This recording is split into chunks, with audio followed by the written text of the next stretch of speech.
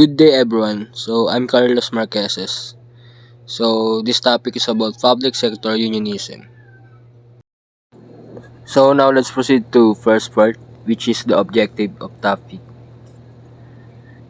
These objectives are aimed at promoting the welfare and rights of public sector employees and ensuring a fair and equitable work environment. So meaning yung objectives para malaman yung karapatan and magkaroon ng patas na pakikitungo sa mga environment ng employees ng public sector.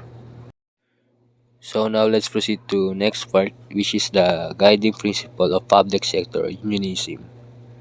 First is independence and common purpose. So basically meaning lang nito is yung pagkakaisa o pagsasama-sama ng kabutihan para sa epektibong pagpapagana ng public sector. Next is responsibility and responsiveness. Being public sector, dapat responsive nila yung pangangailangan ng mamamayan and responsibilities nilang maghatid ng mahalagang essential services. Next is unity amidst diversity. So, sa public sector, kailangan magkaroon ng pagkakaisa at malawak na pag-unawa para sa mga anumang problema.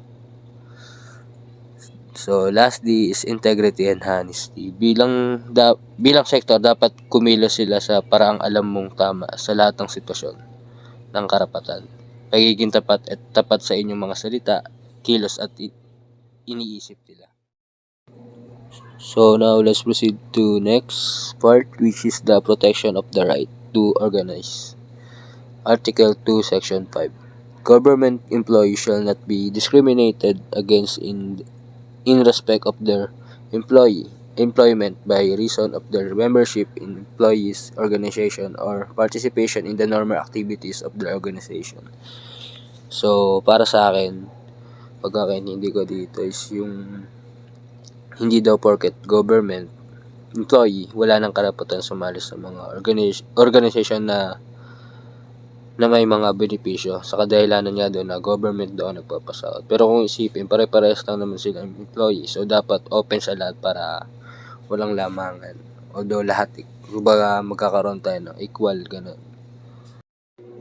So, now let's proceed to objectives in organizing a union. So, first is to establish strong and lasting relationship between employees and management in the public service by implementing effective labor management practices to achieve maximum efficiency.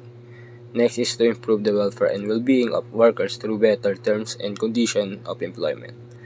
Next, to protect security and tenure of a public servant. Next is to promote equality of opportunity for all the workers regardless of sex and creed. And lastly, to enlighten and unite workers into one strong union. So, yung next is obligation of union members. First, to conduct normal activities of the employee organization to enhance employee welfare in relation to condition of work, consistent with providing effective and defendable service to the public.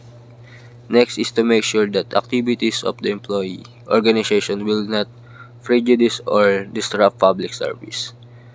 Next, to observe existing rules in the use of premises or facilities of the office. Lastly, to uphold public interest and to act as custodian and frontliners in the delivery of public service welfare. So, for the conclusion, public sector unionism is the collective advocacy of public sector employees, influencing labor, relation, and workers' rights, while it enhances working condition and job security. It raises concern about balancing employee demands with efficient government services.